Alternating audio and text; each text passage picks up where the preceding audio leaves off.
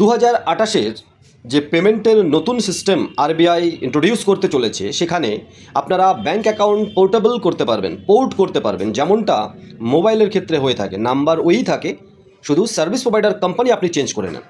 ঠিক সেরকমটা ব্যাঙ্ক অ্যাকাউন্টের ক্ষেত্রে হতে যাচ্ছে যে আপনার ব্যাঙ্ক অ্যাকাউন্ট ওই থাকবে, যে ব্যালেন্স আছে সেটাও হয়তো থাকবে বা থাকবে না সেটা পরের কথা, যেমন মোবাইলে থাকে না। আপনি ব্যাঙ্ক চেঞ্জ করতে পারবেন, যেমন মোবাইলের ক্ষেত্রে সার্ভিস প্রোভাইডার কোম্পানি চেঞ্জ করতে পারেন। হ্যাঁ, নতুন কোম্পানি সার্ভিস প্রোভাইডার কোম্পানিতে যখন আপনি শিফট হন মোবাইলের ক্ষেত্রে 2-4 দিন কানেকশন থাকবে না, হয়তো আধা দিন কানেকশন থাকবে না। নতুন কোম্পানিতেও আপনাকে কিন্তু ডকুমেন্টস সাবমিট করতে হয়, এক্ষেত্রেও নতুন ব্যাঙ্কে গিয়ে করতে হবে, কিন্তু ব্যাঙ্ক অ্যাকাউন্ট পোর্ট করতে হবে, বন্ধ করতে হবে না। অনেক ক্ষেত্রে কী হয়, আপনার কোনো একটা ব্যাঙ্কের সাথে পড়ছে না, যে কোনো কারণে কোনো সার্ভিস ভালো লাগছে না, আপনাকে ব্যাঙ্ক অ্যাকাউন্ট সেটা হয় বন্ধ করতে হয়, আর নাহলে চালানো আর চালান না।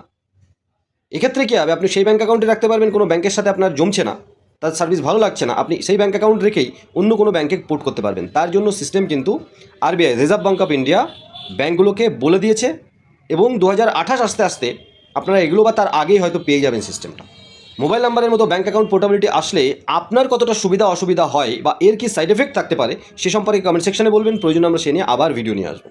ছোট্ট এই ভিডিওটা স্কিপ না করে দেখার জন্য অনেক ধন্যবাদ। নতুন একটা ভিডিও নিয়ে খুব তাড়াতাড়ি আসবো, ততক্ষণ সবাই ভালো থাকুন, সুস্থ থাকুন, আর আইএনডি টেক জোন ইউটিউব চ্যানেলের সাথে থাকুন, কারণ আমরা সবসময় আপনাদের সাথে আছি, পাশে আছি।